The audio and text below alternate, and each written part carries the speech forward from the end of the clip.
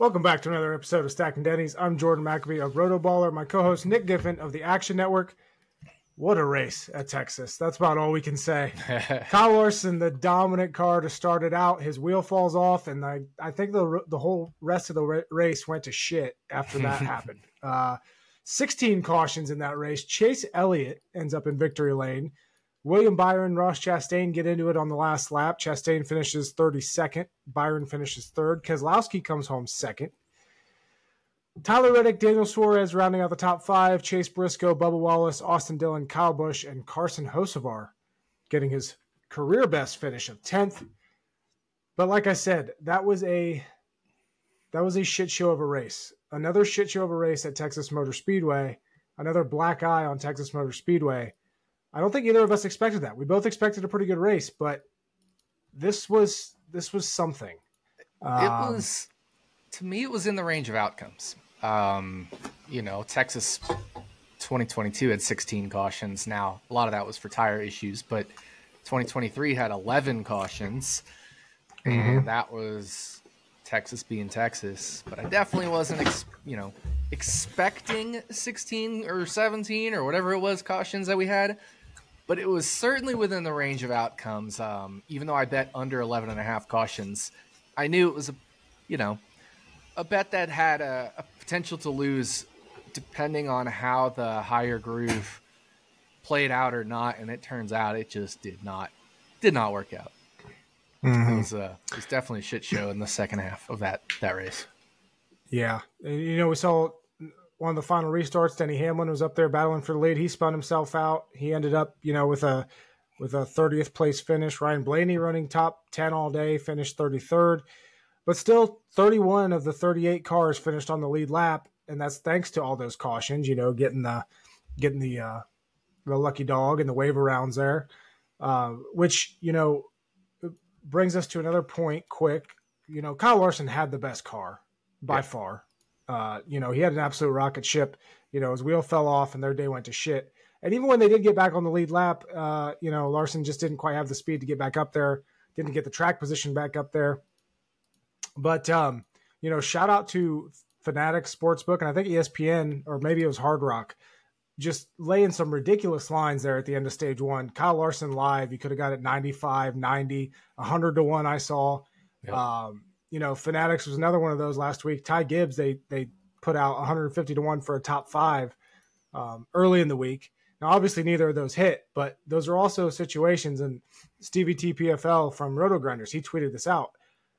Those are situations that you bet 100 out of 100 times. I don't care if they lose. Like, those are ridiculous values. Just for comparison, at the same time when Larson was 95 to 1 or 100 to 1 on Fanatics, he was 3 to 1 on DraftKings. Yeah, exactly. That's how mispriced this was. So you have to bet that, and I think you and I both got in on it, I believe. Like I said, obviously didn't work out, but overall, it was. Were you surprised that Chase was the guy in victory lane there at the end? I was really rooting for Kez to get up there at the end, but I was not rooting for Kez. I was definitely not rooting for Kez. Well, I did because I picked him in 36 for 36. That's true, you did. And that's partially why I wasn't rooting for him, but no, I'm just kidding. I was rooting for Denny Hamlin, who I bet live. I was rooting for a bunch of other guys, and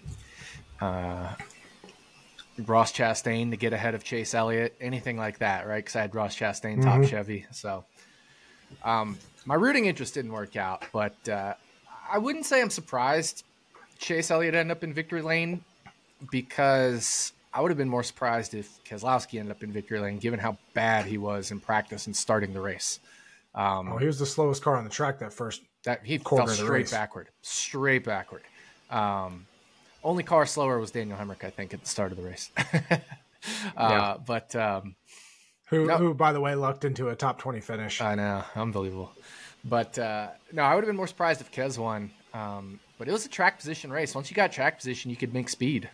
We saw it, and But you could also pass. Like, I didn't think it was a bad race. I voted yes for the good race poll. Did you vote yes? Yeah, I voted yeah. I thought it was a good race.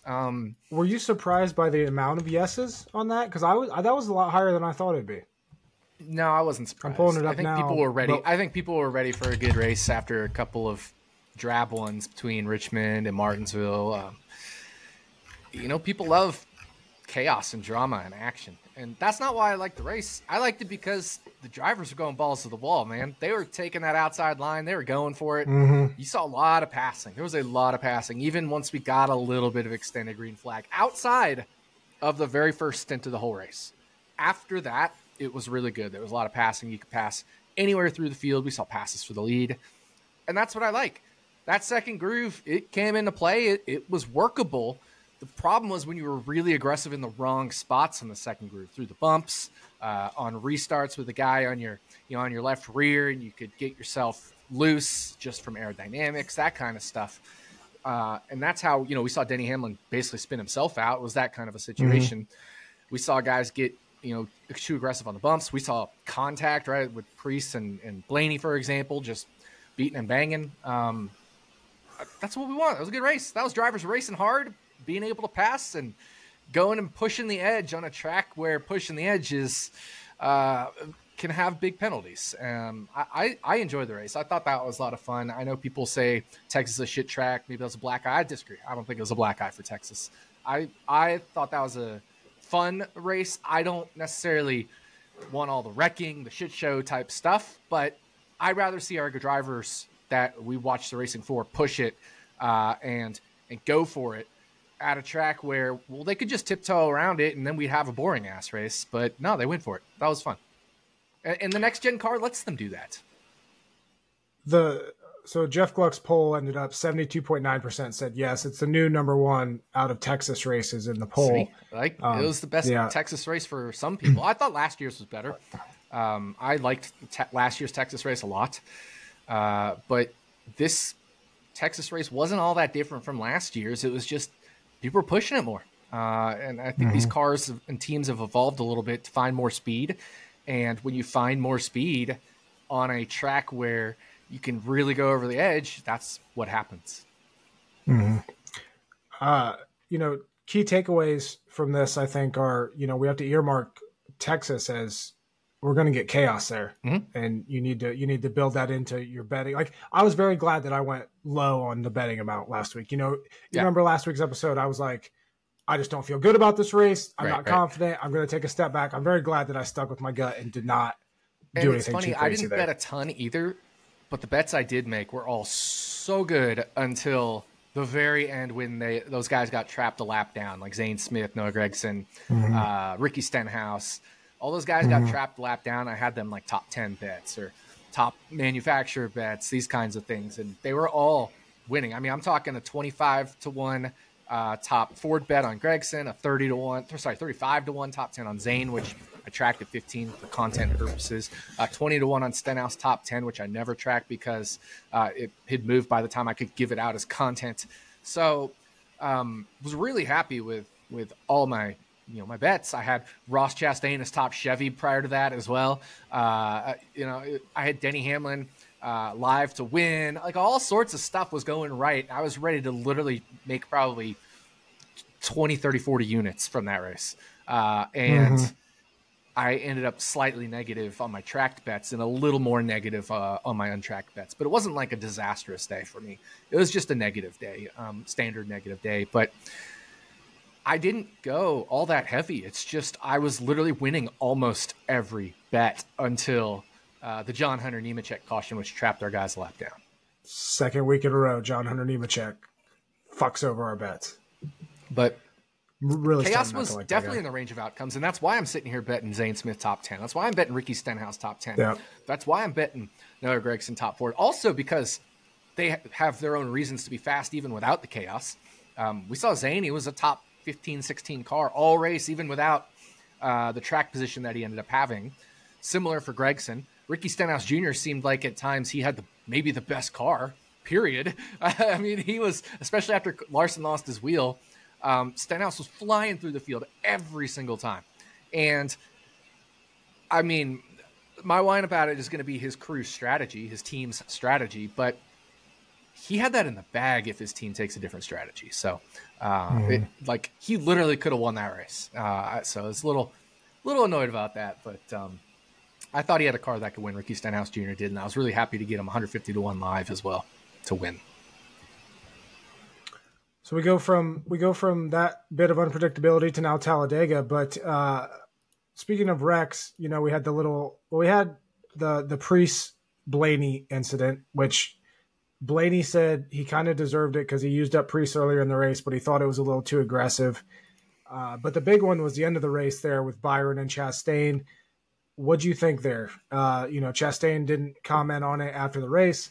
Byron basically said, I'm not lifting there at the end of the race, and Chastain did what Chastain does. He tried to block. He tried to aero block, and you can't really do that in that point of the race. Did he though? I don't know. I mean, I saw some people saying I don't even know. I'm asked. That's why I'm asking. I'm more curious your thoughts because people were saying no, you just stayed on the outside lane and Byron got into him, and so I don't know.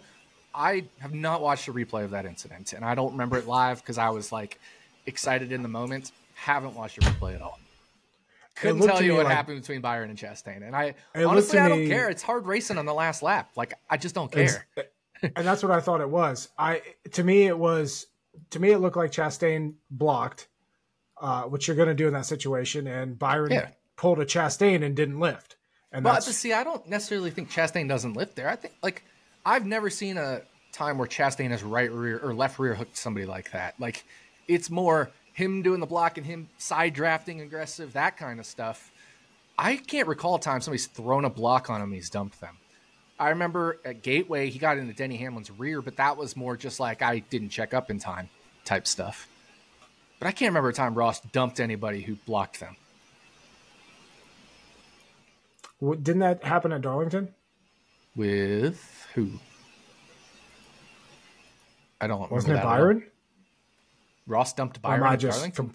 I don't remember. I don't remember. It's certainly possible. I just don't remember. I feel like there was a time where that is kind of like a Ross thing at the end of the race. I just think Ross is more he doesn't dump people who block him or whatever. He's just aggressive in general. And, if you remember the Larson incident at Darlington, they were side by side on a restart, and I think they both got in the wall, or maybe that was Pocono or something. But I just think his is more I'm racing them hard and we went over the edge rather than a guy blocked me and I didn't lift. Anyway, I thought that's what happened. I didn't think it was anything. No, I didn't. There's no reason. And when I watched it live, I don't really remember the incident, like I said, but when I watched it live, I didn't think Byron dumped him or Ross blocked him. I didn't think anything of it, honestly. Yeah. Just thought it was racing. Like we saw with almost every other incident at Texas. It was just racing. It's just racing. But yeah, Chase Elliott snaps his 42 race winless streak. And now, now the big questions are, is Chase Elliott back? And I don't know. Obviously he had that injury last year. Didn't win a race. He's had a couple of good race. Martin 5 at Richmond. Now he won Texas. He could easily go and win Talladega this week. I think this is still. I'll answer that. Neither do I. No, I don't think he's back. No, I don't think he's back. Let's look at why. I was just going to say, go ahead. You remember last year for the first 15 weeks of the season, Hendrick Motorsports just killed everything. I think we're seeing the exact same thing. And then we're going to see the exact same drop-off that Hendrick has in the summer. I don't even think we're necessarily seeing Hendrick kill everything aside from Byron and Larson. I just think Byron and Larson are killing everything. I don't think Chase is back. Chase was a bottom 20 car in the whole first stint until they got the track position. And anybody who had track position could keep and maintain it, it seemed like. There's very few that fell back. Truex was one of the few that fell back and struggled to maintain track position, but then got it back later. I just think Chase had track position. They worked on the car. They got it better, but he still got passed by Denny at the end, and several times got passed by Denny on various strategies and stuff. And I don't think he's back. I don't think they had the best car. I think he was in the right spot at the right time on certain restarts and certain strategies. And he even said it himself in the middle of the race. Feels like it's the first time a strategy call ever worked out for us. And it happened twice in the race where strategy calls worked out for him. So that shows how bad Alan Gustafson is when Chase Elliott is like, man, I don't think we've ever had a strategy call work out until now. But I think it was a lot of it was strategy and circumstance. I think they were, with track position, a top 5 or so car. But outside of having track position, I don't think he was a top 5 car. But I think that's the same for nearly every car in the race. If you had track position, you could be a top 5 car. If you didn't have track position, you couldn't. But there were some who were better than others. Denny Hamlin was better than others. Larson was better than others before the wheel. Stenhouse was better than others. He passed constantly, just always moved through the field. So there were definitely guys that were better than others. It's just, at the end there, Chase Elliott had the right combination of strategy, track position, tires, all that stuff. Now, Keselowski definitely had the better tires, but Chase had a better restart than Kes at the end there. And that was the other thing. I felt like those late restarts, it was weird. The second row just wasn't aggressive enough. Every single time the front two or the leader could get away, and the second row could not push them, could not get underneath them to make it 3 wide. I was very surprised by that because we saw in Xfinity pretty much every single time. We saw, I forget who it was in Xfinity or trucks, just making it 3 wide, literally every single time. It was Corey Heim in trucks making it 3 wide every single time.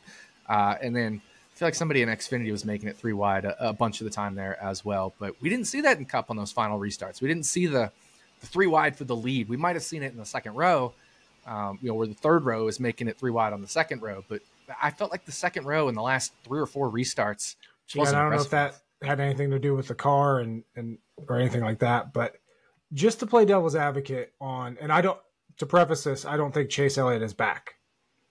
But he is sitting 4th in points. Right.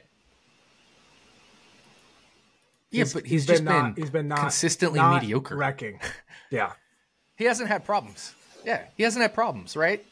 But his finishes, aside from the last 3 top 5s, his finishes are all between 8th and 19th. Like, that's not back for a guy who's a championship winner, right? Now, yeah, he's had 3 straight top 5s, but they came at Richmond and Martinsville, which is one of his best tracks. And then Texas, like I said, if he doesn't get that strategy call to work out where they stay out super long and then somebody spins out on a caution and everybody comes to pit anyway, and now all of a sudden, instead of running in 22nd, he's running 6th, it's a different day for Chase Elliott. Just to pay devil's advocate. He had the ability to maintain that top 6, but so did Zane Smith. So you're saying your point is he's not back based on this Texas win as opposed to the entire season. He wasn't the best car. He wasn't even close to the best car in this race. I mean, even when Chase was winning all those races, outside of road courses, it was very rare to be like Chase Elliott has the best car this weekend. It just never happened. But it gets weird, because like I said, he's 4th in points. He only has 4 top 10s this year.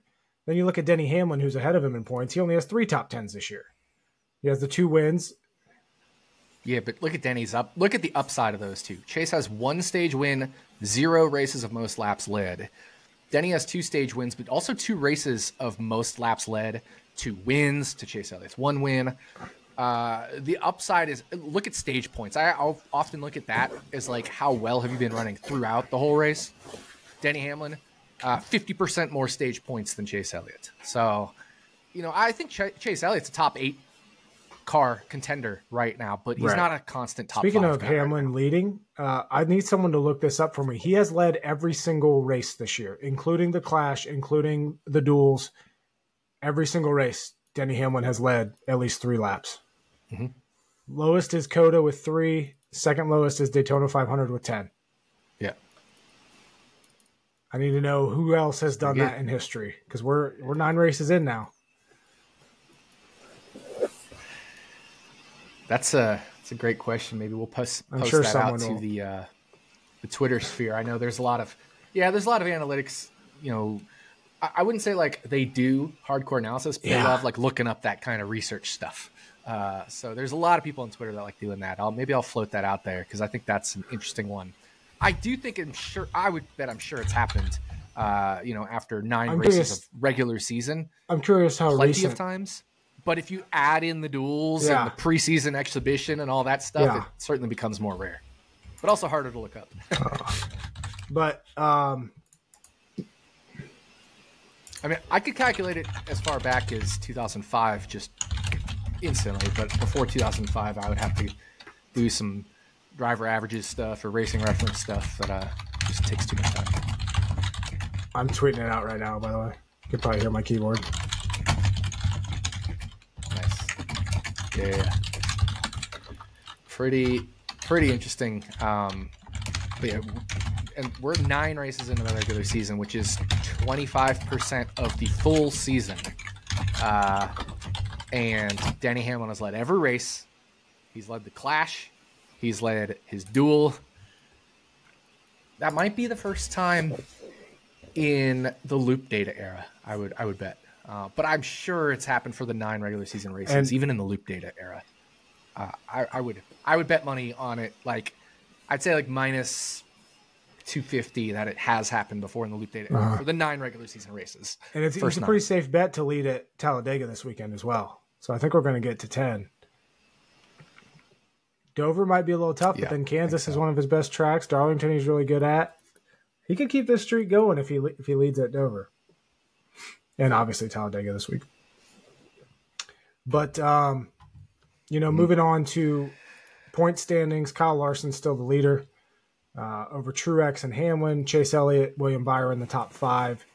Not a ton of shakeup. Chase Briscoe goes up 4 spots to 12th through 9 races, which is an amazing turnaround for that team. I'm now looking up.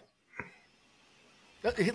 Like we talk about Chase Elliott being so good, but Chase Briscoe's finishes have had more upside than Chase Elliott's finishes as a whole this year. If you look at like number of top 13s or number of top 10s, like that kind of stuff. I mean, I guess Chase Elliott's same number of top 10. So I wouldn't say the upside, like the peak upside, but like Briscoe has been running as good as Chase Elliott in terms of finishing positions outside of 2 bad races. But he also hasn't been running as consistent as Chase Elliott, right? Like Chase Elliott has 50 stage points to Briscoe's 27. But that's why I'm saying Chase Elliott isn't back. Like he's still not completely escaped the Chase Briscoe range of outcomes. Chase Briscoe since Phoenix has finished between 6th and 13th in every race except one. And it was Richmond where he finished 18th. Oh yeah, except one, Richmond. Which, like I said, compared to how that team was running at the beginning of last year, is just night and day difference. And that includes intermediate tracks, right? Where we have Texas as an intermediate, where they were garbage in the intermediate package last year to start the season. The rest of them have been short track packages. Bristol's intermediate package, technically, but it doesn't really race like an intermediate. And then there's a road course. So certainly a better set of tracks for him compared to if we took like a 6-race sample last year and there would have been 2 intermediate races in that sample where they really struggled. But finishing 6th at Texas is a monstrous step from where that team was this time last year in the intermediate package. Let me make sure I get my numbers right here. Fucking ads.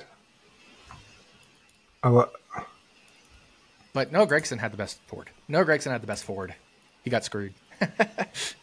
Got trapped lap down and got screwed. But he was running top Ford for a lot of that. Passed him on speed and strategy, and it was good and sound until the caution that trapped a few of our guys a lap down. That strategy I was a little questionable on, especially for certain drivers. Like I said, we'll talk about, but Stewart Haas Racing I would agree, especially right now. But 5 of the last 6 races, Briscoe 13th or better. During this same stretch last year, he finished 15th or better 1, 2, 3, 4, 5, 6 of 7. So this is like the same type of stretch as last year. Wow. Yeah.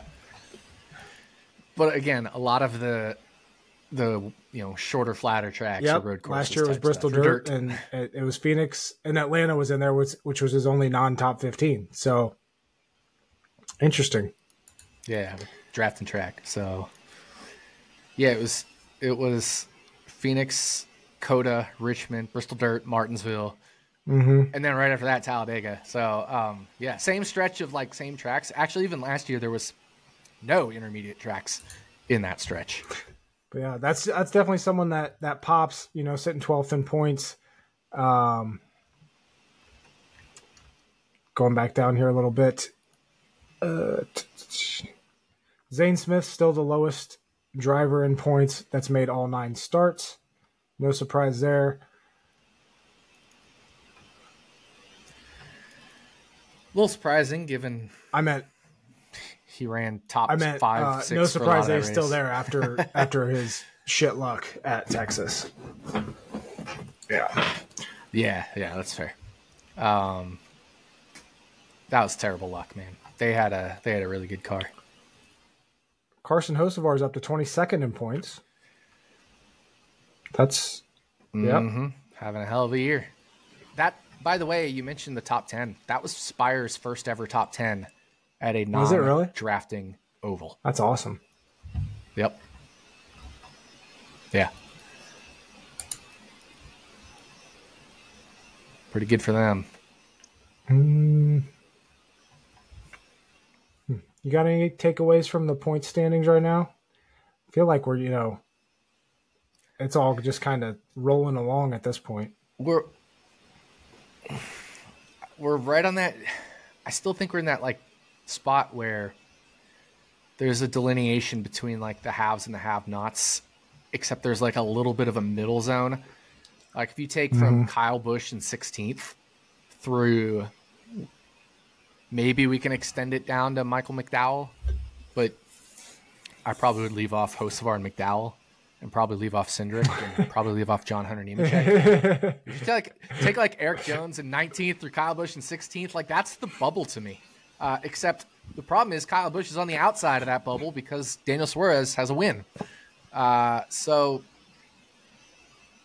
I really feel like, and Joey Logano's right there, but I think he's going to rise throughout the season because he had a terrible start to the year. So I feel like it's going to be pretty tough for anybody outside the current top 15 in points to crack the playoffs. And it's going to get even tougher if someone like an Austin Cindric or John Hunter Nemechek or Eric Jones gets a win, or any of these guys down the bottom. Literally or Corey LaJoie gets a win at Atlanta or something. Well, I guess that's in the playoffs, but anybody who wins at Talladega or Daytona or Michael McDowell at a road course, that's going to get really interesting if that happens.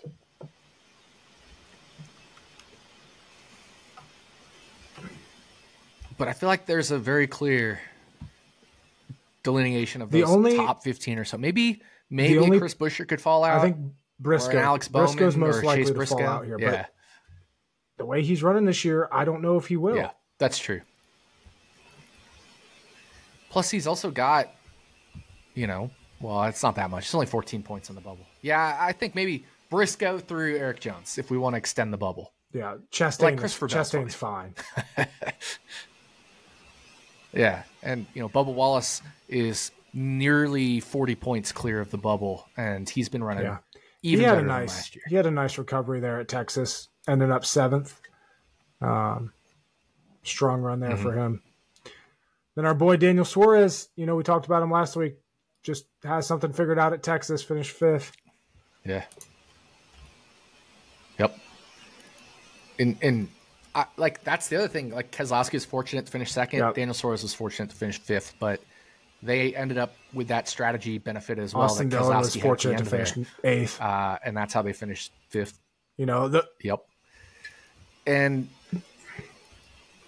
it's that stay out long at a track where chaos is happening. You'll catch the caution eventually, and I don't think we ever saw a full green pit cycle after halfway. Yeah, I think you're right. And that comes down to the crew chief making the good calls. That's just something you have to weigh your options and take your chances there. Yeah. Exactly. Alan Gustafson for the first time in his life. Oh man. Yeah. All right, that's gonna. You know it's bad when your own driver is like, dang, right. We finally benefited. That's gonna get us to whine about it, though.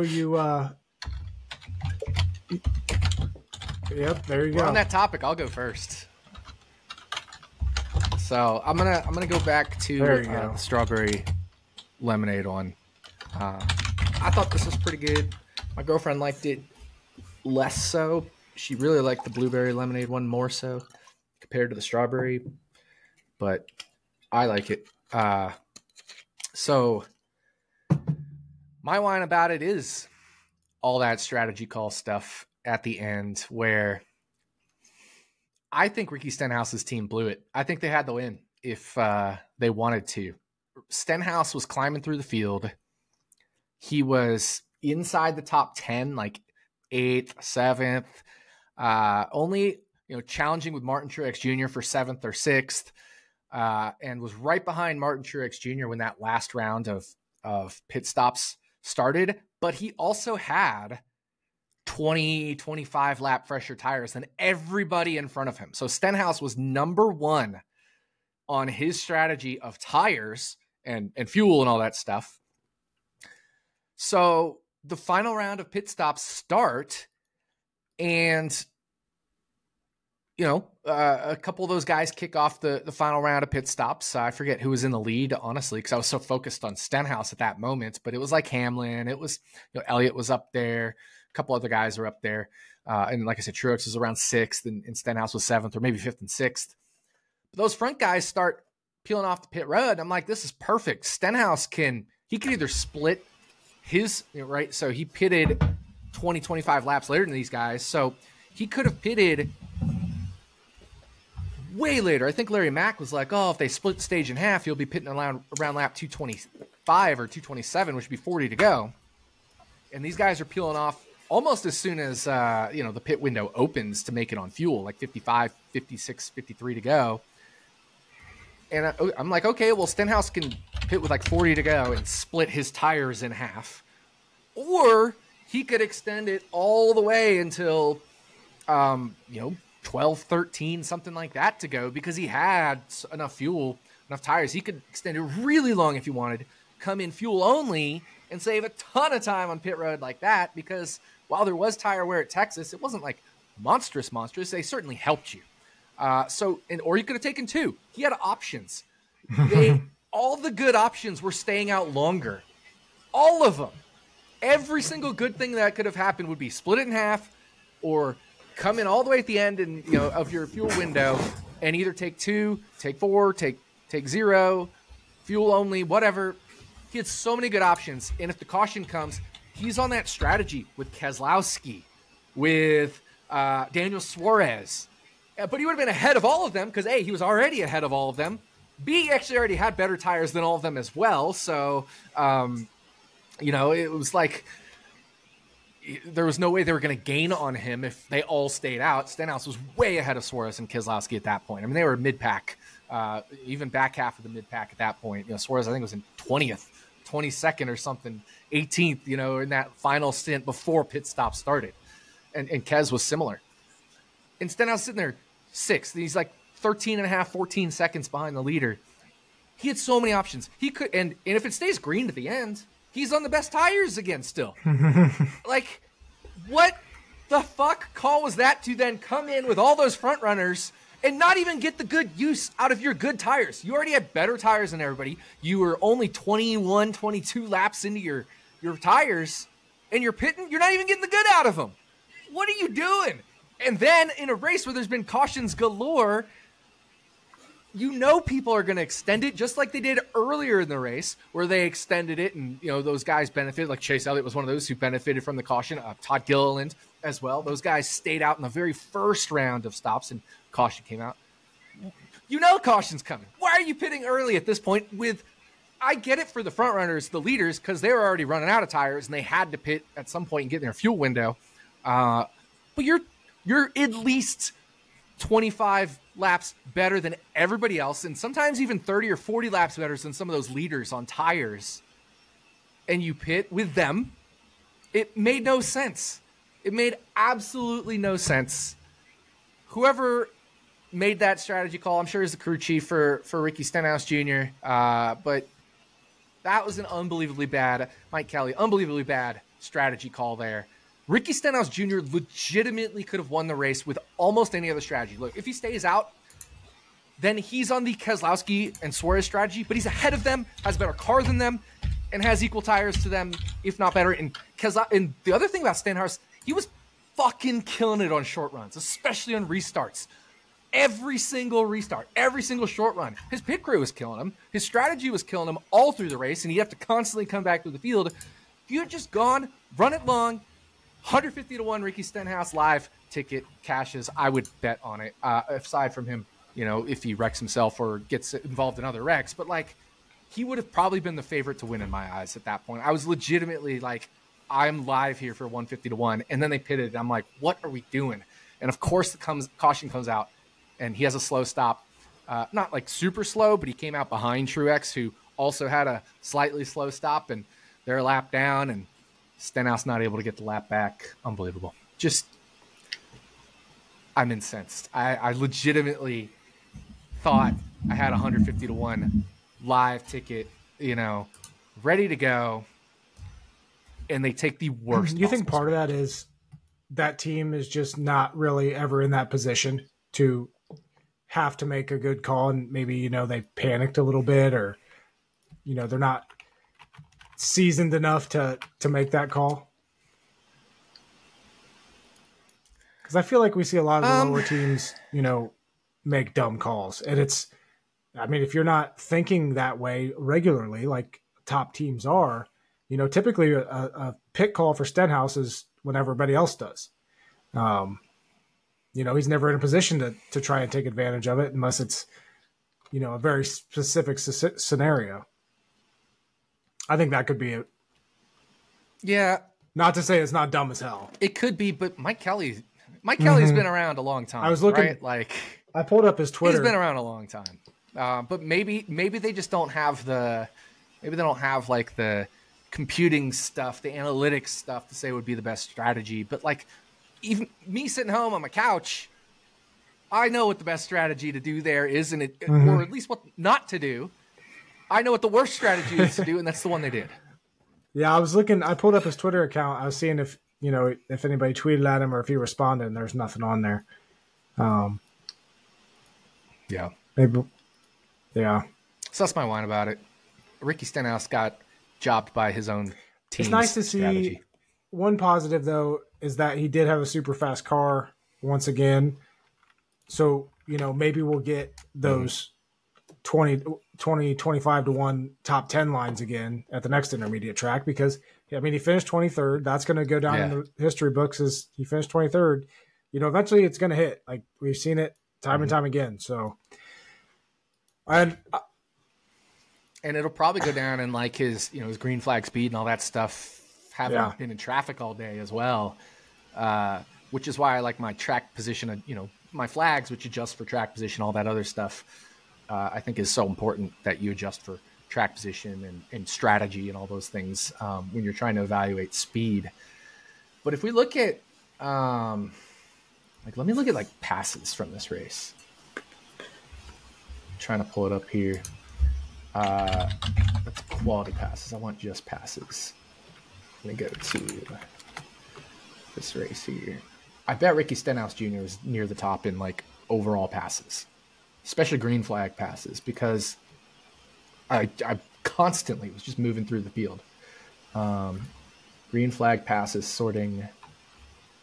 Ricky Stenhouse Jr. 159, most of anybody, 30 more than the next person. Pass differential of plus 23. If I sort by that, that is fourth best. Ricky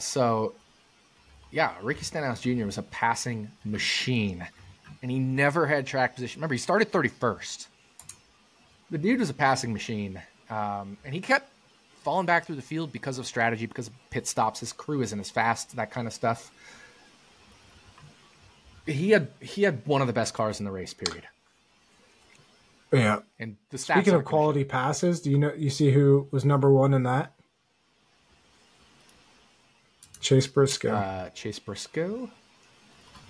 Yeah.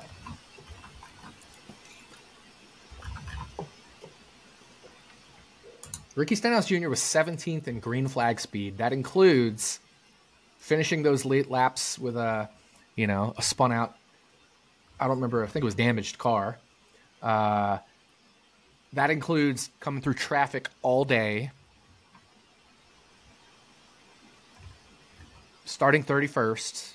Ricky Stenhouse Jr. was at worst, a top 5. That's just frustrating as hell. Yeah. What about you? What's your my one about it is I had one in mind. By the way, I got the Passion Lemonade. Is what I went and grabbed. I was thinking about that one. Yeah. I figured I'd go with one that I saw open. So I think we talked about this on last week's episode or during the live stream about drivers that are very honest. No, it was about Childers, and it was on the live stream because Childers said that Josh Berry had a very good race car, and Childers is one of those that doesn't lie. Mm-hmm. I cannot stand drivers that aren't just straight up with you with how good their race car is, specifically looking this week at Kyle Larson. Because every single time he was asked about his race car, he's like, it's decent. That motherfucker had a rocket. That car was stupid fast. And he sits there and says it's decent. It's a decent car. Just fucking say you have the best car in the field. He's never admitted to ever having the best car in the field. You go back to races that he dominated. He never says he has the best car in the field. It's always just good. Right. Or decent. It just annoys the piss out of me. I can't stand it. It's like when it's the opposite of when drivers say they have a great car while they're, running 30th in practice. Yeah. It's those little things that just irritate me. And I just noticed it because I saw a TikTok on Hendrick Motorsports, their account, where it was all four of them on a golf cart before the race, and Bowman was asking them all how they liked their cars.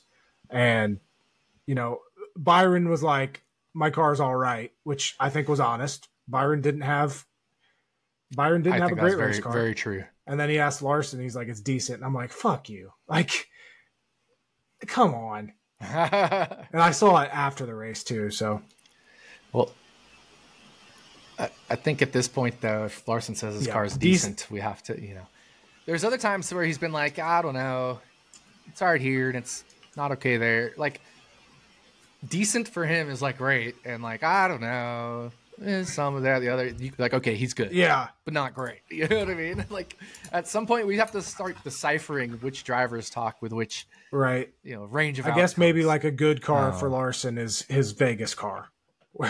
Like, just what's a great car look like here for exactly. Kyle Larson? Like,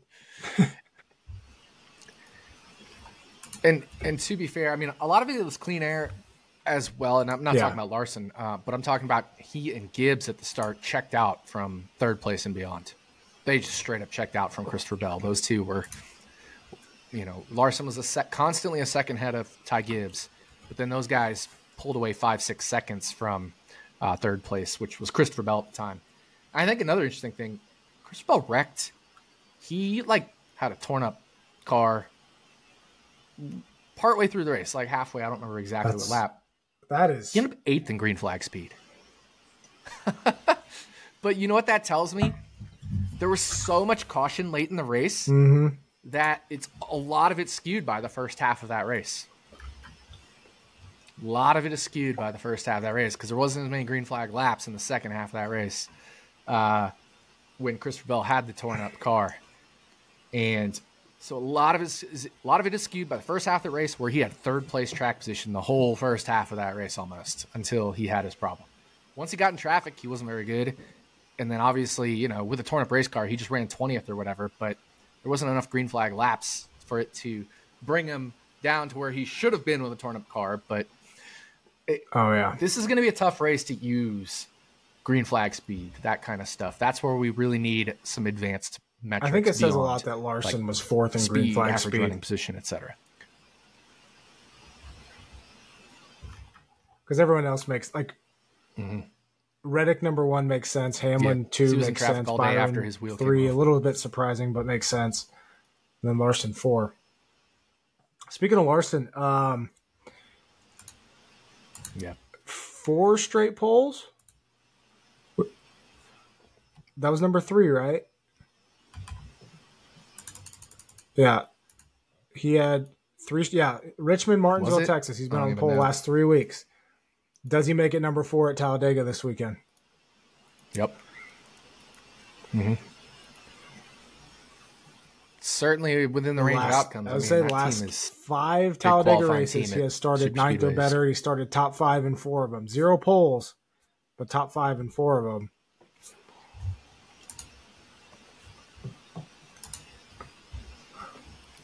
Yeah.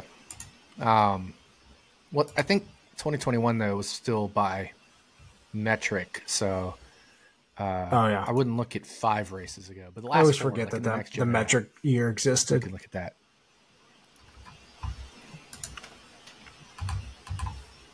Yeah, 2020 and 2021 were the metric years still. And then they went back to qualifying in 2022 for a lot of these. Look at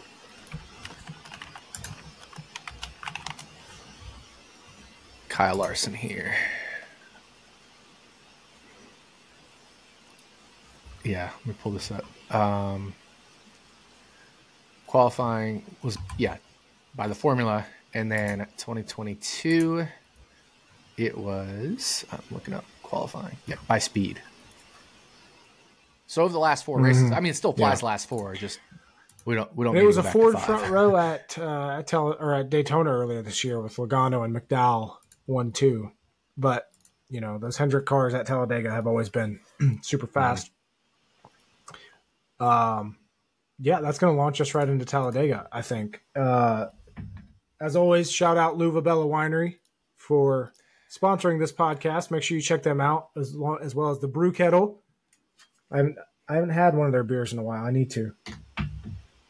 But Luvabella, the Brew Kettle, make sure you check them out. And we're on to Talladega.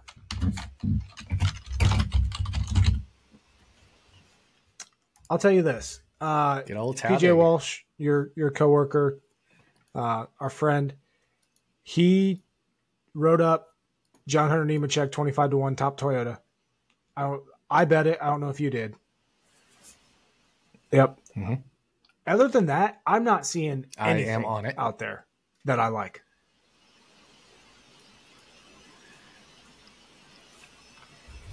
I took right at the Open Todd Gilliland 60-1. I mean, the guy's led the most laps at drafting tracks this year.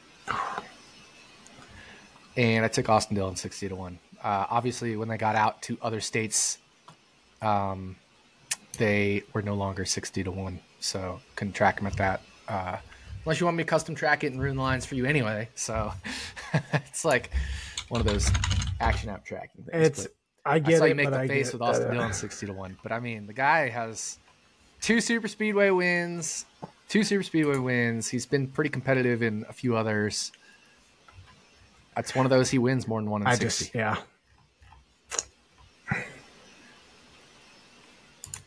Oh, okay. And I took Austin Cindric 50-1 at BetMGM earlier today. And didn't track it because I was busy. That was one guy that by the time I wanted to bet it was 40 opening. I saw it at 30 on Superbook, and I was like, I could see betting 30. I like Cindric. So you said you got it at 60, 50. That's solid. 50-1. Yep. Have the ticket. So people always, you didn't track it. Well, whatever. I mean, at this point, like, A, this is like my vacation week. But B, sometimes I have a life, and sometimes I'll bet something and just forget to track it, or if I track it, I ruin it for everyone because it's in Nevada only, right? Like that kind of stuff. Or we don't even have the race up in the app yet because we have to wait for lines to come out before we can get it in the app, and there's still a delay time there because we need to pull it, and it's just stuff that just takes time. So I could either, as soon as I bet I'm right at the drop at Westgate Superbook in Nevada, and I could track them then custom and ruin the lines for everybody because other people, my handful of Nevada followers will bet it instantly and ruin the line for everyone else. So at least I'm trying to give you all the opportunity by not tracking it and hoping the line is better when it comes out at Superbook and or Caesars. But I feel bad because I know I'm going to make bets that are sharp and the lines will move, and there's nothing I can do about it to get it to my followers. Nothing I can do. You know what I mean? It'll be gone by the time I can track it in the app where they can get it as well. Or I can post it in the Discord where they can get it as well. It'll already be gone by the time it's available to them, unless they leave. You know who has the second best average running position at super speedways since the start of 2013?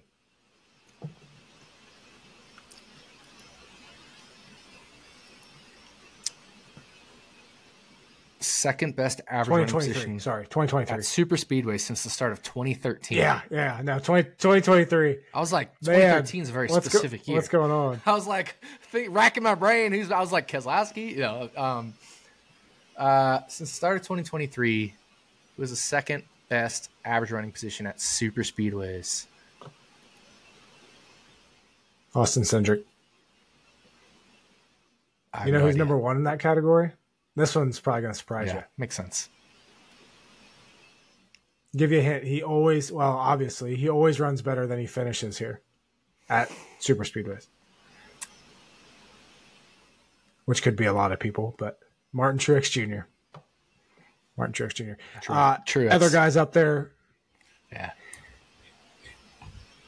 People think he sucks at super speedways. He doesn't. He runs up towards the front, and the dude has had maybe the worst luck of all time. He's sitting there right now at 25-1. I actually don't hate that. Mm-hmm. And here's the thing. Talladega is different from Daytona. It's different from both Daytonas because at least in the last few years, the Daytona second race has been the chaos race because it was the playoff cutoff race. Now, last year didn't end up that way as a chaos race because it just didn't. But, 2 or 3 of the 4 years or whatever it was, it has been the chaos race as well. So when I'm evaluating Talladega, I'm evaluating it differently than I'm evaluating the Daytona 500, differently than I'm evaluating the Daytona playoff cutoff race. So I'm putting a lot more emphasis on Talladega itself. But also, you still got to pull in how have you been running in Daytona prior to the chaos happening, and how you've been running at other Daytona prior to the chaos happening. We always throw in Talladega and Daytona in the same category because they're the only two huge tracks. Obviously Atlanta is now a super speedway track, but it's not big like Daytona and Talladega are. But they are so different that you do have to analyze them differently. I'm just pulling up here what kind of chaos we saw last year at Talladega. We had 27 cars finish on the lead lap in the spring race, and in the fall race, 28. So actually more than that, 29. Harvick must have got DQ'd. Yep. A lot different, although, it changes race, but like at the Daytona 500 earlier, we had 22, which is, I think, on the high side. And then Daytona last year, the playoff cutoff race had 25. So the last 2 Daytona races have been in this car, as we've gone further and further into the next gen era, closer to a Talladega in terms of number of cars on lead lap. Whereas, we look at the Daytona 500 last year, we had 20, we had, not 22, we had 17. Obviously the rain chaos clusterfuck race where everybody wrecked on the same lap when the rain came out. Had very few. It was like 10 cars or 9 cars or something, maybe 13, whatever it was. I don't care. I'm not looking it up. And then Daytona 500 that year when Austin Cindric won had a number of cars in the lead lap. Where is it? It had 15, right? So we're talking like 15, 17, 9, whatever it is. You know, these low numbers. And then this year there's 22 at Daytona. Last year there's 25 in the second Daytona race. But Talladega, we're still talking 25, 28 last year. And 2 years ago at Talladega, we're looking at 27 and come to the other one here. 21 is like the low point, right? So we're getting more than half the field in every single Talladega race finishing on the lead lap. Does that mean it's going to happen this time? Not necessarily. You can always have a big one at the front and 18 cars wreck and, you know, on lap 35, and that changes the whole dynamic of the race. And then you end up with a few cars, you know, 15, 17 cars on the lead lap. That's certainly possible. It's just less likely than first 3 Daytona races of the next gen era, and even less likely than the last 2 races, Daytona races of the next gen era, which, while tamer, we're still about at the lowest chaos Talladega, or sorry, the highest chaos Talladega. I think that plays into even less chaotic. I think that plays into why we really don't. Obviously, these races at Daytona and Talladega, they open up the doors to bet these longer shots. The Todd Gillilands, the Austin Dillons. But you look at the last 10 races at Talladega, here's the list of winners. Ryan Blaney's won 3 times. Chase Elliott's won twice. Denny Hamlin's won once. Yeah. Brad Keselowski's won. Bubba Wallace has won. Ross Chastain has won, and Kyle Busch has won. The longest shot there was Ross Chastain. He was 40-1, I remember, because we both bet it. Was he? I thought he was more than twice. Bubba was probably around that on the rain race that he won. No, not back then. I think now he's more in the 20s. Like, he's 20 now, but I don't think. Yeah, you might be right. 3 years ago. That was when he was like, the potential's there, but he's still not winning. But I'm just kind of a little bit surprised that there's, you know, really no one super surprising out of that list, but, you know. But here's the other thing. You mentioned Chastain and Bubba being the longest. Yeah. But those are guys that shouldn't have been that long to begin with, right? So, like, we're talking guys now that are all 25-1 or shorter. And I like them. Yeah, Don't I get me took wrong. a few long shot sprinkles, but I'm not going crazy with the long shot sprinkles. I will end up on some shorter-ish type odds guys. I just need to do more analysis. I have put off the analysis this week, mainly because I just kind of want to relax. It's my vacation week, and we'll get to it. But yeah, I haven't figured out who I want of the shorter odds guys. I feel like at this odds across the board are just so short this week that literally nothing really. I mean, you look at top 10 odds this week, and they're almost unbettable. DraftKings has Keselowski top 10 at minus 225. Yeah, give me the no. Give me the no. Yeah, there's no way. You know, we get some long shots.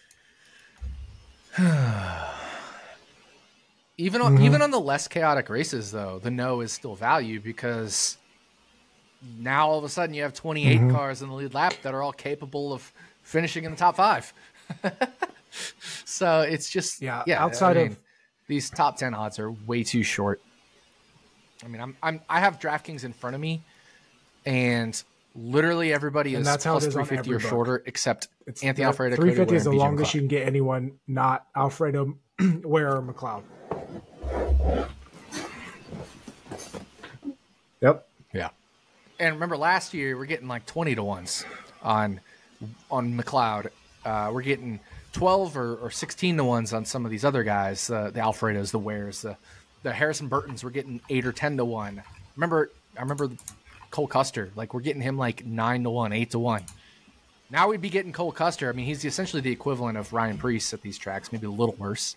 Maybe we're getting him like plus 250. Like, we're getting Zane Smith. And you look at someone like McLeod, like he struggles to even keep up with the pack. there's no way I'm betting him at 9-1, or even he's at 13-1 on Bet Rivers. He's never finished better than 18th at Talladega. He's never had a top 20 outside of that 18th. He's never had a top 25 outside one top 25. This isn't the race to be betting these top 10 long shots on their prices right now. It's just not. It's not profitable, and even then, it's not profitable for a lot of these other guys still as well. Like you mentioned, Brad Keselowski minus 225. Nope. You can't bet the short end, you can't bet the long end, but you also can't bet the mid range. Like, do you really think Martin Truex Jr. or Ricky Stenhouse Jr. are coin flips for a top 10? No, nobody is a coin flip for a top 10 except a few of the really strong guys. But then they should be like minus 130, minus 145, right? I don't think anybody is 60% to finish top 10 in any of my past Talladega models. I'm going to pull up my most recent Talladega model now that we're kind of talking about it. Talladega sim, and pull up my sims from last year and see the number one top 10 percentage was, and this is Dega 2 last year for me, was Denny Hamlin at 35%. So everybody should be plus money. Yeah, it's just like I said, I am perfectly fine for the second week in a row not betting a damn thing. Like, I'll watch this race and I'll get ready for Dover. Outside of this, so this ties it back into something you talked about last week. Like, you're really good at top 10 betting. I always find that interesting because top 10 always has the highest hold percentage. You go from outrights to top 3s to top 5s to top 10s. Mm-hmm. Outrights are the easiest to be long-term profitable because they hold the least amount. And then things like top 10s, 5s, and 10s, they hold the most. But in some ways, top 10s are more profitable because maybe they're holding too much. Or while they're holding a lot, they're being too generous on guys like VJ McLeod or Kaz Grala or whoever. You know what I'm saying? So it still becomes, but I think in that top 3 to 5 range might be the worst. But here this weekend for top 10s, I think it could be absolutely the worst. Good. You look at, even looking in this mid range, I'm trying to find Eric Jones, 4 top 5s in the last 5 Talladega races. He's at plus 165. I don't want that. As good as he is at Talladega, he's always been really good at Talladega. I don't want that. Daniel Suarez is suddenly a good super speedway racer. 3 straight top 10s at Talladega. No. Plus 190. I'm not biting on that.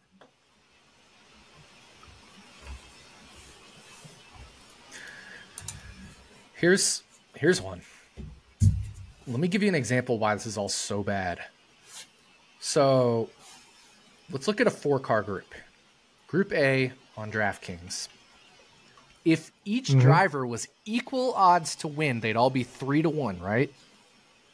Every single driver is less than 3-1. We have Joey Logano at plus 290 as the longest odds to win in this group. And then William Byron, Ryan Blaney, and Brad Keselowski are all plus 260. And I don't know about you, but I don't think there's a favorite in that group. They're all should just be plus 300, but they're all plus 260. And then Joey Logano's plus 290. Like, you just cannot bet these.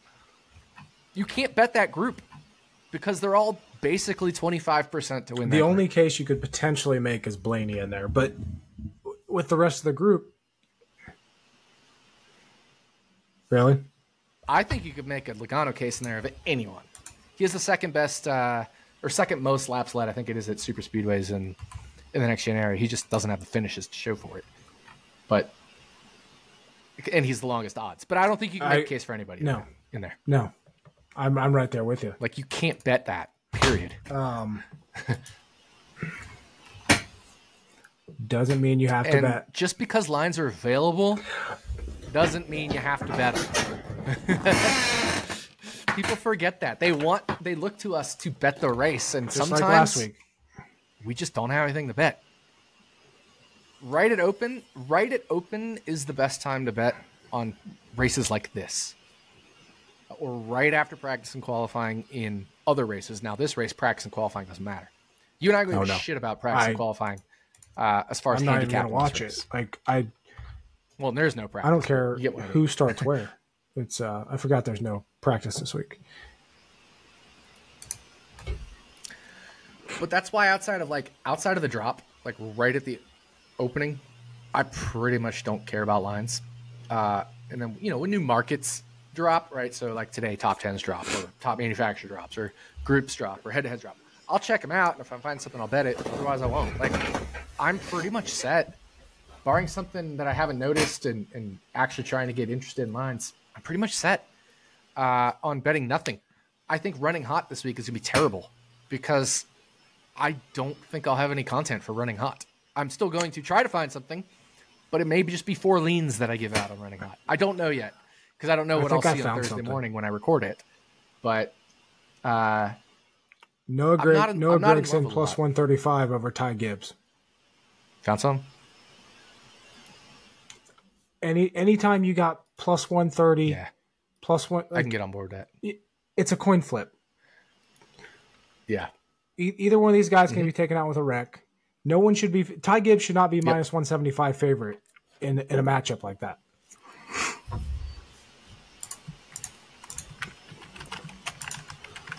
Yeah. Yeah. And if they should be plus money, it should be like plus 110. Plus 115 tops. Just to clarify there, I don't care. Pretty much look for plus money head-to-heads, yeah. Unless it's like Ryan Blaney versus BJ McLeod, I would bet the plus 135. Like, right. Yeah, I would probably take. I don't think I'd take Anthony Alfredo. Take out the shit boxes. Kaz Gralla, or I don't know. Random guys in this field. But yeah, you take out the shit boxes. I don't even know if I'd take. I don't even know. Like, let's say Daniel Hemrick versus Ryan Blaney. I might consider Daniel Hemrick at plus 135 versus Ryan Blaney. Which like I don't think I'd bet it, but I'd consider it. You know what I'm saying?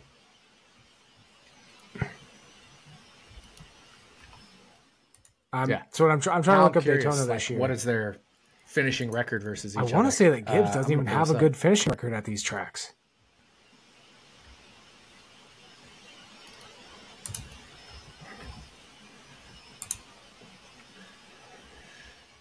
And I know, like, people are like, well, finishing, it's how you run, whatever. But, like, to show you can run super well, like Blaney always runs super well, and then you don't finish well, I think it's an important point to let's look at Hemrick versus Blaney's just head-to-head record at drafting tracks. I'll even say Atlanta. I'm just going to say drafting tracks when they've both been in the same race. Let me do sort by finish.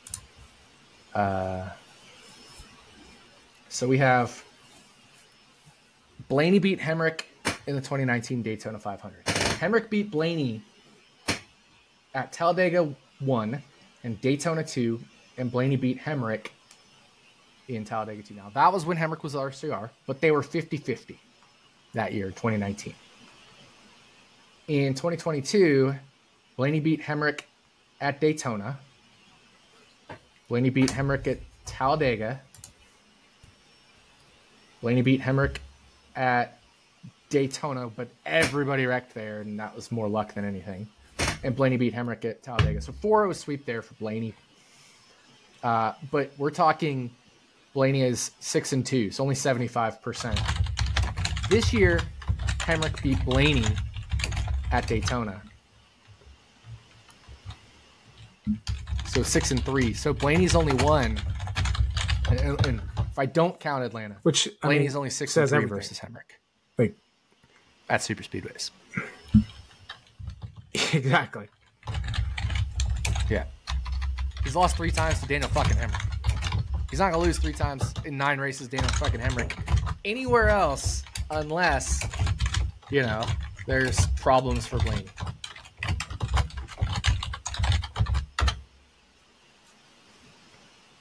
But yeah, he's only 67% versus Daniel Hemrick, which would be minus 200, plus 200 as a fair line, if that's what we use as a long term. I'm not sure we should. It certainly could change, but I wouldn't bet Hemrick at plus 135, but like I said, I would maybe consider it just because we're getting close to 60% there with plus 135. I mean, we're not not at 60%, but I'll just do one. I'll do the math real quick. I can't do it in my head. 1 divided by, I can't type 1. It's 57.5%. Yeah, pretty close to 60%. Which 67% like is the Hemrick versus Blaney is completely hypothetical. That's yeah. Right, exactly. But you get the point. Like, if you see plus 135 and it's not like Blaney versus Hemrick or worse. Speaking of which, I did just bet Gregson versus Gibbs. Should consider betting it.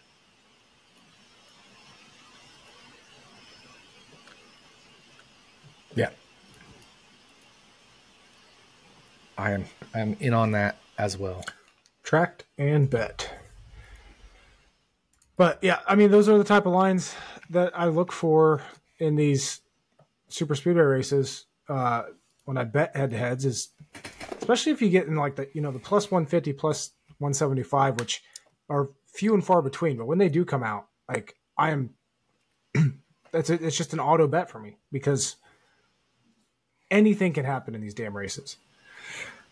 But I will say it seems like, there's not a ton of value. Hopefully, maybe qualifying will change some things. We'll get some more value, but even on these long shots, there's really not. But the long shots, the BJ McLeods, everybody else in this field, the Anthony Alfredos, they're likely what is going to make the DFS slates this weekend. This is the week, and I think I tweeted this earlier today. I said it somewhere. This is the week where all of a sudden everybody in the field has a chance again. You have to consider everybody, especially in DFS, because once again, we're back to place differential means everything, and also just strategy overall. We're looking at a 38-car field this weekend. We got SVG in the 16. Cody Ware is returning for Rick Ware Racing. He's taking over the 15. We got Anthony Alfredo in the Beard Motorsports 62, which always has speed on super speedways, but seems to lately have a bunch of mechanical issues with it. BJ McLeod's back, that 78 for Live Fast. Like I said, they always seem to just not be able to even keep up with the pack, but if they avoid the wrecks, then they move up. And I think that's the only difference from our normal. I'm going back through this whole line here quick. Yeah. But Nick, your history with DFS, it's always fun to pick your brain. I was looking back at my bigger wins. I remember it was funny you mentioned the Bubba's win here at Talladega. That was one of my biggest DFS wins ever, because I was heavy on Bubba, and I believe it was Cole Custer or someone in that race that I was very heavy on that nobody else was.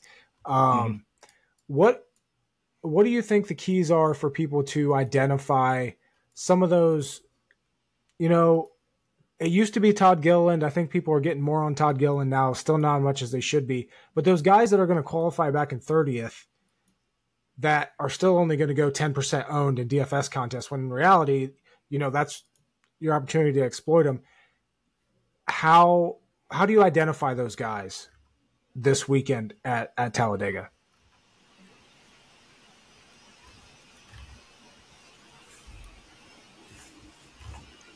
Yeah, I mean, they're still going to be the same guys. So it's different because we don't have Daytona 500 qualifying. So we don't have the duels. We don't have being shook up a little bit. But just take the odds board right now. If we just look at the top guys and outrights and scroll all the way down, we know outside of Cody Ware and BJ McLeod, especially BJ McLeod, but we know outside of them, pretty much everybody else can hang with the field. Like, even Cody Ware probably can, because Justin Haley can in that car. So just look at the odds boards, and if you see guys in the 20s, the late 20s, the 30s, you know who's going to be high owned and who's not by the odds better, the outright odds. If we see Corey LaJoie there versus Shane Van Gisbergen there, or Harrison Burton there, we know Corey LaJoie is going to be higher owned because he has shorter odds to win. We know if Austin Cindric's back there or whoever, I don't care. Even Todd Gilliland, because of how much he's led this year, he's still not going to. Todd Gilliland's still not going to be crazy high. Yeah, because but you look at Gilliland. Todd Gilliland's going to be higher. 4 races for Gilliland at Talladega. He has an average finish of 14th. It's just going to automatically draw people toward him. One, if they're just doing basic research, or two, even touts are going to be talking about Gilliland now because of that.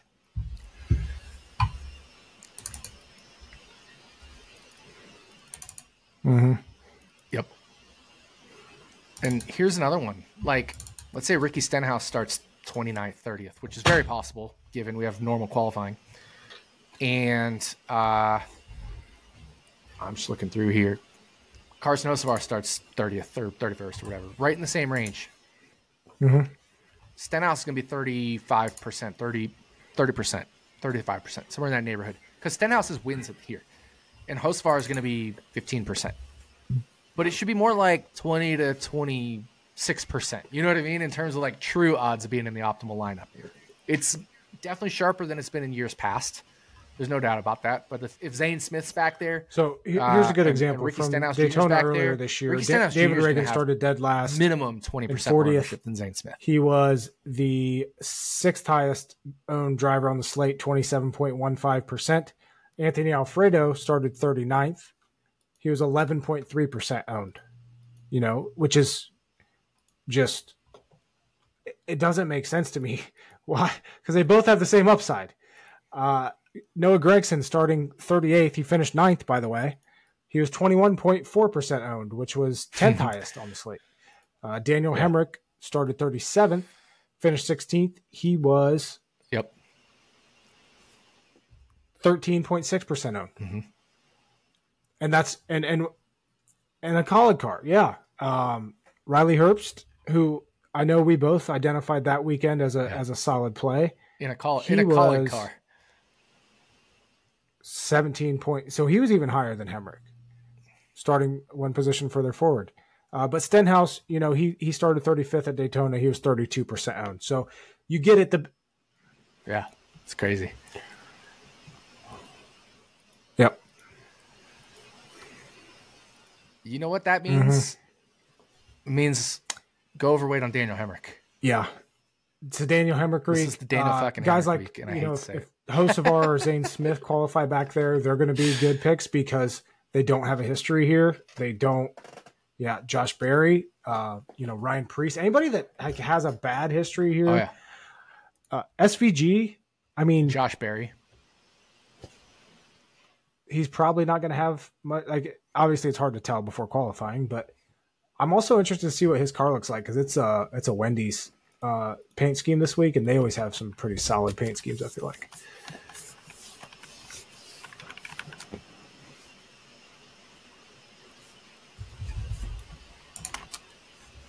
Yeah. But here's the thing. Like, SVG's not going to go out and win the race. He's not going to, probably not even going to run top 3 or 5. But he can still hang with the lead draft. And if he gets the right line and the right push, he can finish 12th, which if he starts 32nd, may be good enough to be in the optimal lineup. Like that kind of stuff. We're not talking about SVG is going to go out and win the race. We're not saying he's a great super speedway racer. But all he has to do is just be on the lead lap and be there at the end, and something can happen, right? He finished 12th in the Xfinity race at Daytona earlier this year. He finished 3rd at Atlanta. So he already has experience on these tracks, these drafting tracks. Yeah, chaos ensued, and it's Xfinity, but I don't really care. He's in quality equipment that can hang with the lead pack and just needs to be in the right place at the right time. And even then, there may be wrecks and he avoids them all, and suddenly he's, like we said, finishing 9th with a 30th place car. But that's just how these things work. All you need to do is be on the lead lap. Yes, at Talladega, you do want to lean a little more towards 20s, mid-20s, right? That kind of stuff than you do for the Daytona 500 or maybe for the Daytona playoff cutoff race, which, of course, doesn't exist now, but I'm just talking if you're looking at past data. Yeah, you definitely want to lean a little more not full on stack the back. You can go towards the 20s, but like the bulk of your ownership should still be in the latter half of the field, even the latter third of the field. And please stay away from quite as drastic high qualifiers as the Daytona 500 or the Daytona playoff cutoff race. Joey Logano on the pole at Daytona was 12.2% owned. Yep. They still don't do amazing. That is 12.2% more than I would do. I know you would. I know you would. Mm-hmm. It's insane.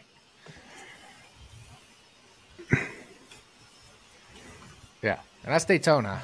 And that's Daytona where people would be lower on him than they would at Talladega. Favorite. Like, I think if he was on the pole for Talladega, he'd be my 18 favorite to 22% races. You know what I mean?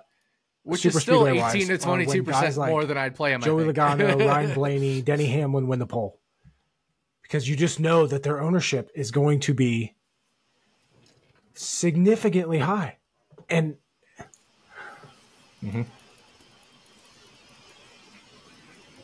too high. 2016 Daytona 500, right? I mean, if we want to talk about some craziness, Dale Jr. I think started what was it? I'm pulling up 2016 Daytona 500. Dale Jr. started, I think, third. Let me pull up the report here. Starting line. Yeah, third. And he was like 30% or 35% because people weren't as sharp back then, right? And it was Dale fucking Jr. And he wrecks like halfway through the race. And I'm just like, oh my God, I'm going to be printing money from here out. Yeah. Because I had But even like another good Jr. example from Daytona was Denny Hamlin starting 8th. Which is probably 5%. He was the 8th highest owned driver on the slate. 21.8%. Which, don't get me wrong, I'm much more comfortable playing Joey Logano or Denny Hamlin starting 8th than Joey Logano on the pole. But I'm not going over 5%. There's no way. So I think, you just employed those basic strategies of avoiding these top guys, going heavier on the back, which it seems so basic, but if you start there, you already have a major jump on the rest of the field. Like and then from there.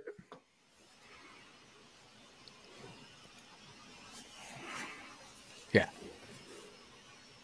And here's the other good thing. I don't have the lobby open. I need my phone code. Maybe we'll sweat the phone code here for DraftKings. What? And see what. Oh boy. Oh no. My phone code has three 8s in it. Did he win Talladega? 8, 6, oh, 8, I think you're 7. right. Yep. Did Kyle Busch win Talladega last year? One of the very first one, I think. Oh, great. But here's the thing.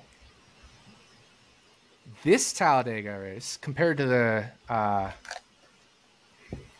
the Daytona 500 has a $400,000 prize pool with $100,000 to first. So only 25% of the prize pool is going to first place instead of let me pull up the calculator and do 1 divided by 2.25. Instead of 44.4% going to first place, right? So it's a much better payout structure for this super speedway race than the Daytona 500 was. Yeah, shout out. So it is a little easier to be profitable DraftKings, but if you employ those basic strategies here at Talladega. Last week, they put it down to 350, Daytona. And then it filled like it's done every single race this year. They expanded it back out to 400 this week. So good on them for not continuing to restrict. But are you? Hell yeah. Yep. And I'm 100% playing this week because I'm gonna be in California. And even if I wasn't gonna be in California, I'd probably drive over there for it because I tend to just play these days. I just tend to play the 4 super speedway races because I'm not right. I'm a bettor now, and I have employment with a betting company, not a DFS company. Even though I do the DFS projections for Fantasy Labs, but like. I don't have That's the time kind to of drive what to I California twice a week. I found with to enter the myself as contest well and then to is edit my lineups and all that stuff. But I will be in California. I'm for the much IndyCar heavier race, DFS player at super speedways. Played full slate. But I'm really just such a better now. I think my analysis and projections are still there for DFS, but betting it's just so much. It's hard to be profitable in DFS. That's the fact of the matter. Like, yeah, exactly. That doesn't change. It is difficult. Yeah. So I still play a every lot week, harder than it was when we first started 2015, 16, 17, 18. It is. Yeah. It's much and I'm harder. sure you don't miss it. Not impossible, but much harder. Right. I don't. I mean, but that hasn't been a secret. Like, I haven't been playing since like 2019 or so. Since then, I've mostly been a bettor, and then I just mainly play the super speedway races. Or, if I'm out of town, like Indy 500 weekend, I might play the Coca-Cola 600. Like when me and PJ were all hanging out in North Carolina a couple years ago. I think I've sprinkled some DraftKings there, but also at the same time, I'm so focused on seeing other people, that stuff, that random all the way up, wasting my vacation time building 150 lineups. But with Talladega, it's a lot easier to build 150 than it is with other races. Yeah, you got to think about dominators and like other races, you have to think about dominators and correlations and this, that, and the other. I think that's gonna wrap up Talladega. Just we don't have set some good rules, same stuff all the time, guys. And there's not much value out this weekend, but we have to get to our picks to win and the 36 for 36. And I'm marking this down here quick. Let's see. Last week I had Reddick. You had Blaney. Blaney did not do so hot. Finished 33rd. That ended your top 10 streak. My top 6 streak continues. 1, 2, 3, 4, 5, 6, 7 races in a row. I picked the top 6 finisher. It's going to be tough to keep going here at Talladega, and I picked first this week. Huh? He did. Yeah. Blaney was hard luck. He had a good. You know what's funny? He didn't have a great car, but he had a good car. I was going to again. I'm very thankful that I did not bet that much at Texas, but one bet that I was going to make was Blaney top 10. And I'm so glad that I did, especially because it was Ryan Preece that took him out, and Ryan Preece already just annoys me. So that was just good. But picks to win Talladega. Oh. Yeah. I need a coin. I need a 36 or some type of sided coin. We got the dartboard. I think I'm going to go a little bit out of the box here.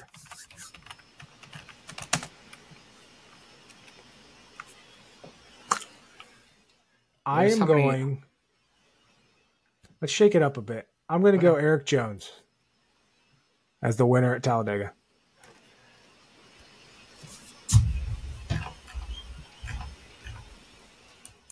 I want to see someone outside of the top 16 in points get it. I want to see someone outside of the top 20 in points get it, which I think Jones is like 19th. But so I want to see something shake up this week at Talladega.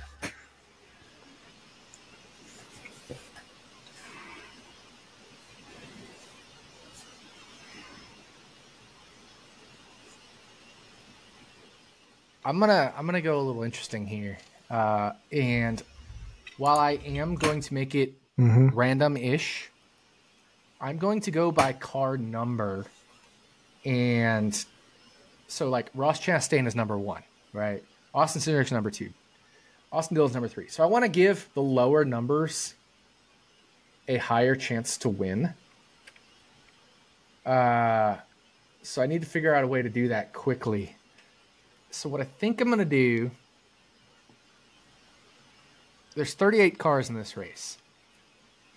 And if you have a gap of 0 between you and the next car in terms of your number, I am going to weigh your entry Suarez. by that.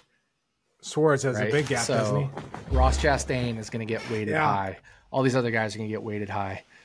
So the smaller the gap you have, Suarez is, yeah, he's fucked. Like, Suarez doesn't technically have a gap, but I'm going to rewrap him around to 1, right? So 1 to 100. I'm going to wrap him back to 1. Yeah. Or to 0, I guess, technically. So he has a gap of 2, or Ross Chastain, because you could have a 0 on there. So he has a low weight. But, like, BJ McLeod's weight is 21, because his is a 21 gap to Daniel Suarez. So I'm going to weight it by your gap. And when I do that, amazingly, all the gaps sum up to 100. I don't know if that's supposed to be the way, but that's your percent chance of hitting. So I'm going to do a cumulative probability of hitting.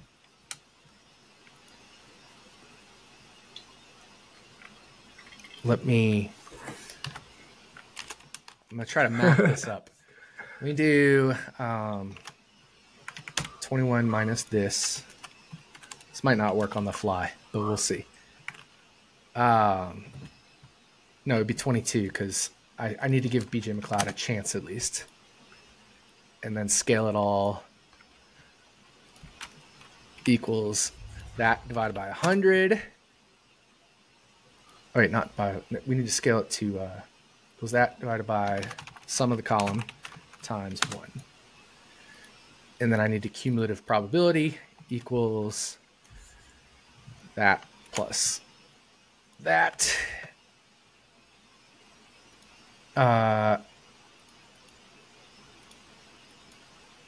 Cool. So, oh, wrong one. Equals, hold on, I'm almost there. Equals the previous one plus your current one. We're figuring this out live on air. I got it. We did it. And then I just literally do a VLOOKUP.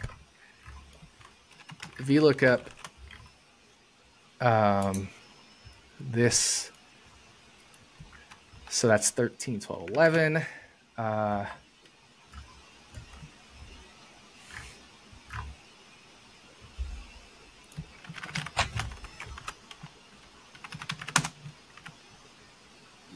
And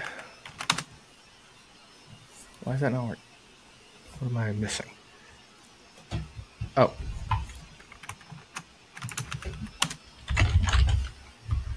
I know what it is. I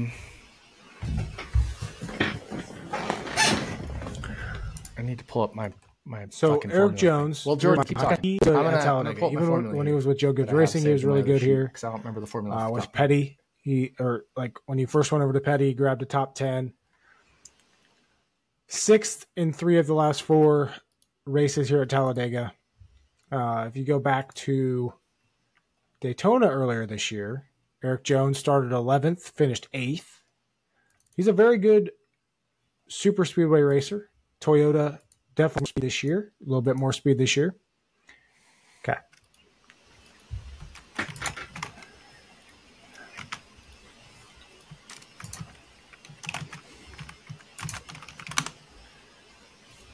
All right. I got it. Okay. I'm going to click Christopher Bell.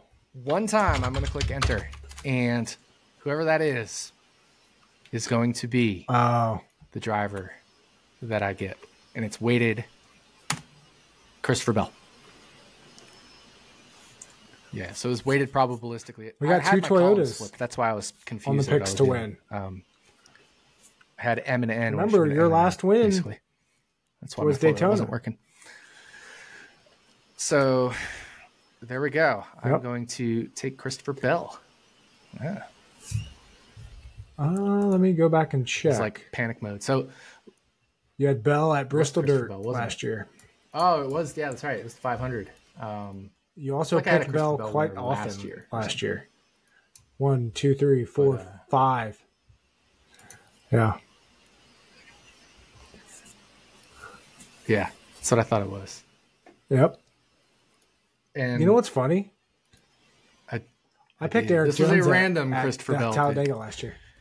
I feel like I've been. Remember we just said last week. Like, I didn't even notice that until now. I just was going back and looking at yours and I saw mine. I'm like, huh. Eric Jones. I guess that was Bell last year for me. What's funny? I also picked him at Daytona too. Interesting. 2 years in a row.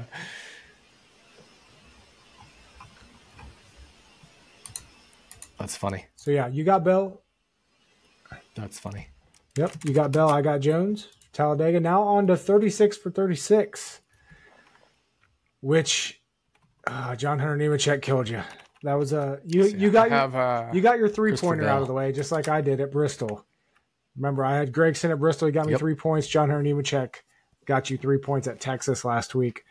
Keselowski comes through for me, gets me 40 points at Texas. Sure did. I got a little bit of a lead now, but like we went over last week, you have more elite drivers left. So, yep.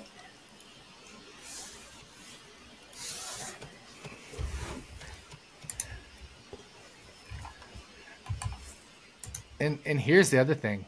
Like, if we look at Texas, Keselowski got those 5 stage points, which really helped him. But outside of that, like, he and John Hunter Nemechek. Yep. Keselowski was better than Nemechek. But he wasn't, like, blows the doors off of Nemechek better. So I still feel like I got value with my pick. It just didn't work out in the points and in the finishing. You know what I mean? Like, if Kez finished where he probably should have given his, like, weighted average car over the race, you're probably looking at 20 points from him. And if Nemechek finishes where his weighted average, you're probably looking at 12 points from him or something. So you would have definitely gained over me, but I think 37 points is a very flattering gain for you. That's exact. Yep. Yeah, absolutely. You definitely take it. Yep. So I picked first this week. Hey, you better 36 be proud. You got Keselowski finishing second. That's exactly what you want. He's given he hasn't finished first in obviously years. The strategy here is you're not going to pick someone that you could potentially use somewhere else. So immediately I see I have Corey LaJoie left. He's popping out to me. I'm kind of possibly thinking about Austin Dillon just because of how awful they are everywhere. I don't want SVG in the 16. Harrison Burton's on my list. I could roll with Harrison Burton here. Todd Gilliland, always an option, but I feel like I could probably use him somewhere else. I kind of want to save LaJoie for Atlanta. I kind of just have him penciled in Atlanta, but also I don't like how Atlanta could get crazier, and that's going to potentially collect him because he likes to run up front. He likes to run and all this stuff. Obviously, Hocevar sitting there. He's another one. But I feel like he could be used at an intermediate this year. So, and then John Hunter Nemechek, at this point, I don't know if I'm going to potentially use him anywhere else. So those are the guys that are on the table for me. Right now, I think I'm deciding between John Hunter Nemechek and Harrison Burton. And just to... Yep. I think just to pull the Band-Aid off and get it done with, I'm going to go Harrison Burton at Talladega.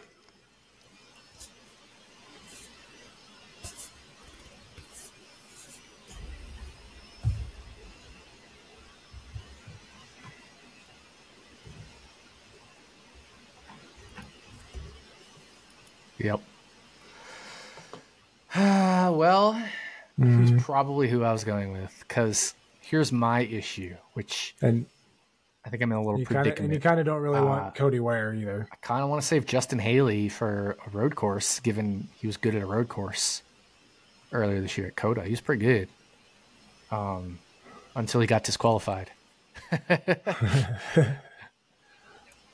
I'm not taking Cody Ware in the other one, right? Like, I'd rather save a different... And that's where I probably should have used Riley Herbst at Daytona or something, but I used Daniel Hemrick at Daytona because he sucks everywhere. Can't use SVG now. Stenhouse on the radar. My shitbox options are gone, so I have to take somebody else. So, and I just used John Hunter Nemechek. Yeah, and it's like, Iowa. Do I take Zane I'm kind of Smith? penciling Stenhouse in a little bit for Harrison Iowa. Burton. Do I take Todd Gilliland? I don't have Logano. I do have Stenhouse available to me, but there's also Bristol too. I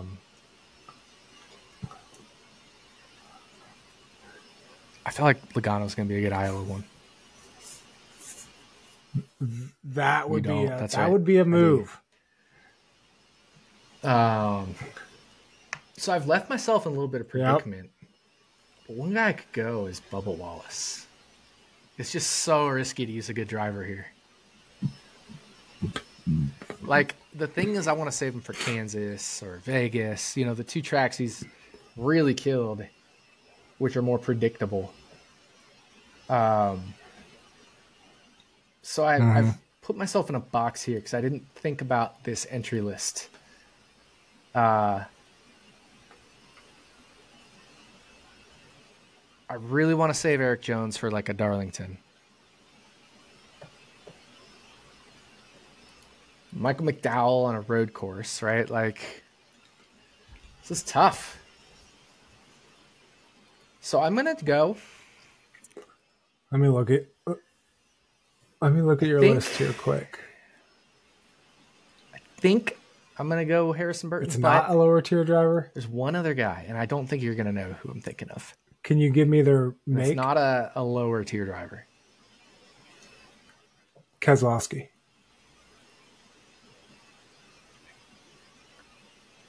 It's not. Who's going to be my next choice? Yeah, just looking at yours, I was like, it's a Ford. Kez is sitting there, and then Buescher's sitting there as well. I was actually thinking Chris Buescher. Yeah. Yeah. Kind of thinking Chris Buescher. Yeah. But I could definitely go Keselowski as well. Like, Buescher's better at road courses, so almost talked myself into Keselowski.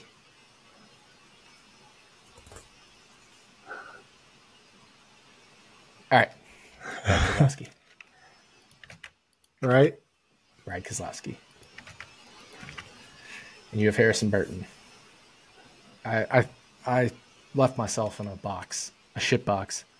Actually, maybe this is why I should take Harrison Burton. Yeah. Right? Like, I don't think the entry list is going to be the same at Daytona 2 or Talladega 2, where I could potentially get a use out of those ship boxes, and I'd have better use of Keselowski elsewhere. All right, I'm going Harrison Burton. We're just going to push this week. I'll tell you what. I know I need to start making up some points, but my pick ready for Dover next week, and I think I'm going to use an elite guy. I need to start making up some points, but this is not the I think I'm going to drop a Larson bomb next week.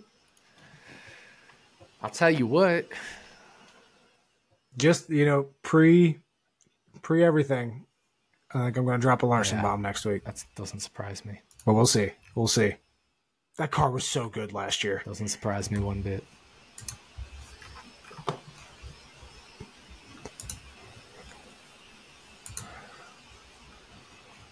Makes sense. Dover should be fun. We will see. Hell yeah. Always is. I might drop have fun in Long Beach. There as well. Hopefully your boy wins again. Where should we be betting Mr. Kirkwood if he opens? It's going to be fun. But where's an acceptable line to bet him, you think?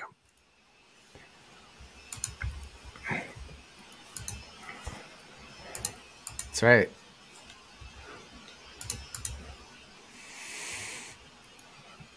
I would say eight or longer. It's going to be tough. They weren't as fast as they were last year. So they being Andretti Autosport, the team that Kyle races for, wasn't as fast as they were last year at St. Petersburg. They also struggled at the thermal exhibition $1 million or whatever it is race, which is another road playground, course, different road course instead of a street course.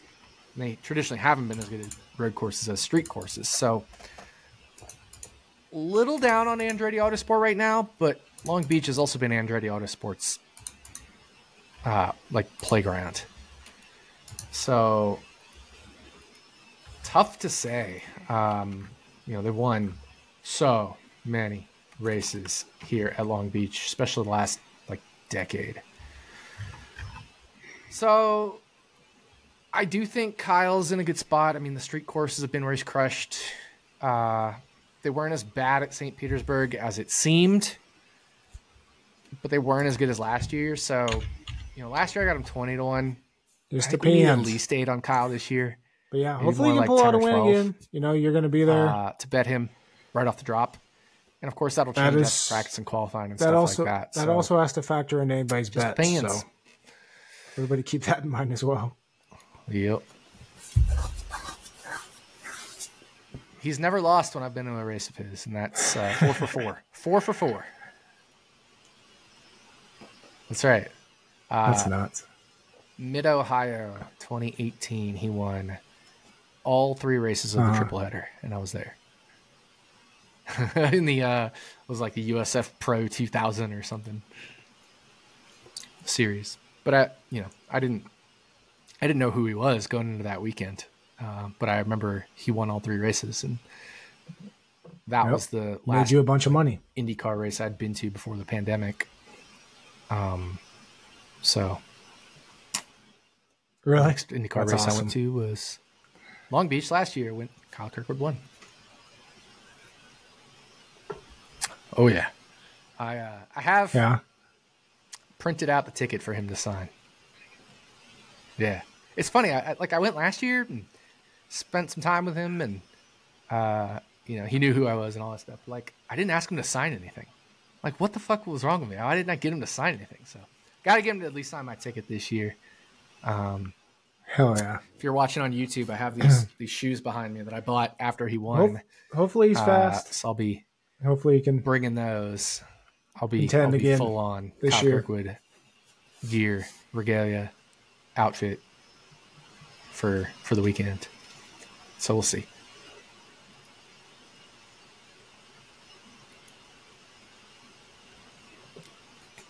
Yeah, that'd be nice. But that's it. Otherwise, I'm out of commission. You're out. I probably won't be on Twitter asking Twitter questions. I probably won't be on the Action Network Discord answering questions. Good. Yeah, I think I said answering questions. Like once I'm out, it's a good weekend to take off too. On Thursday. I'm out until Monday. So. Like it's my vacation. So I'll try to track anything I bet in the Action app, but aside from that, sure is. And plus, I'll be setting some DFS lineups on Friday or Saturday, depending on how things go, right? Because, well, I guess qualifying will be on Saturday for the Cup Series. I guess Saturday evening I'll get back to the hotel after track activity for Long Beach and set lineups for DFS on Sunday. Yeah. No article from me this week. Enjoy your vacation. Enjoy the race. Go Kirkwood for Fantasy Labs. I might do that. Go Harrison. That might be the only thing I contribute this week. That's it. Yep. It is. Bowman at Vegas. It's fun. Yeah. And no, because we have kind of different strategies going on. Good or bad this weekend because we're going to push on that. It's the 3rd time this year we've pushed, but I don't think we're going to push as frequently in the second half of the season. All right. Thanks, everybody, for listening. Good luck this week at Talladega. We do. We're back next week. Talk about Dover. So we inch closer and closer in the playoffs. 10 races in. Race number 10 coming up. Going fast as hell. Yeah. See you guys.